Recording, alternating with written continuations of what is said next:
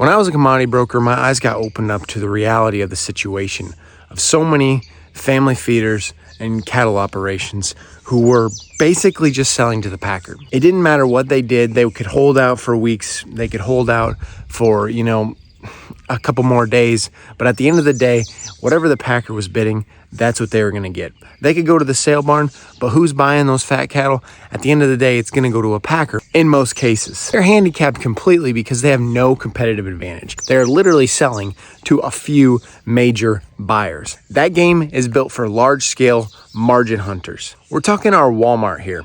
Lots and lots of inventory, very small margins. They just sell a lot of it. If you're a family operation, you cannot compete with that margin game. You aren't the margin game. You're the quality game. You stop playing the margin game when you should be looking for those high valuable customers who want quality, not cheap. But I think in all reality, the reason people aren't open to at least making a portion of their operation direct to consumer or finding a different way to sell their beef rather than just going straight to the packer is because it's so convenient for them. But let's look at what you have an advantage of as a family operation, as a family rancher or a family cattle feeder. You have a competitive advantage in what your story brings to the table, quality beef that you are bringing to the marketplace. The packer cares nothing about that. They care about margin. They care about making money for them. Does that mean you can't make money selling to a packer? No. It just means that you are at a competitive disadvantage and you're really just hoping that it works out. Now, are there other ways that you can sell? Do you have to sell all of your beef direct to consumer? No, absolutely not. You can take some to, you could take your calves to the sale barn. If you just want to do cow calf, take your calves to the sale barn. Yes, but you still need to think of your ranch as a business. And you need to look into tools like LRP and futures and options, things that can help you minimize the risk and help ensure that you're making money. We want to limit how much of that secondary income that you're relying on to keep your operation alive. And I know some people out there are going to tell me I don't know what I'm talking about. I'm just a young kid. Well, the truth is it's happened in dairy, it's happened in hogs, and it's trying to happen in cattle. And if we don't make a change, we're going to lose all of our family operations. That is just the way it is. That is just what is happening. And if we don't want to see that happen, we have to start thinking of our family operation as a business and focus so heavily on making our operation resilient that we are able to pass it on for generations to come. I'm doing this because I believe we need more family operations out there. We don't need to see more of our land being torn up and sold to investors.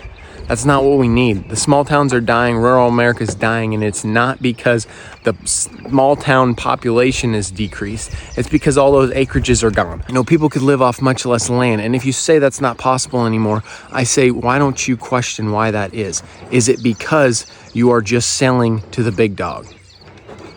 Have you looked into every avenue? Have you looked into direct to consumer? Have you looked into trying to make a contract for your beef that is a private contract that you're selling to some other thing other than the packer? Quit trying to play the margin game. And I never said this was easy. I never said it was going to be easier to sell somewhere other than the packer. I never said it was going to be easy to do something outside of the box. I never said it was going to be easy to sell to a niche market. But how bad are you willing to work for your family's operation?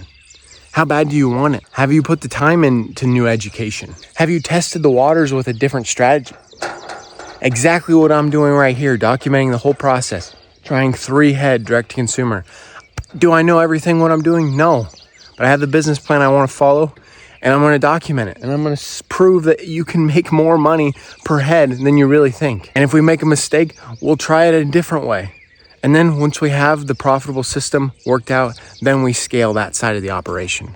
Taking a chance doing something different for 3 head, I think is worth risking your entire operation on, because so many times, even as a commodity broker, I saw people who are losing well into the 6 figures every single year based on their operation just because of cattle market fluctuations. If you want more of this content, subscribe. The more subscribers I have, the more value, the more time, the more effort I could put into these videos for you. If you want a topic talked about, let me know.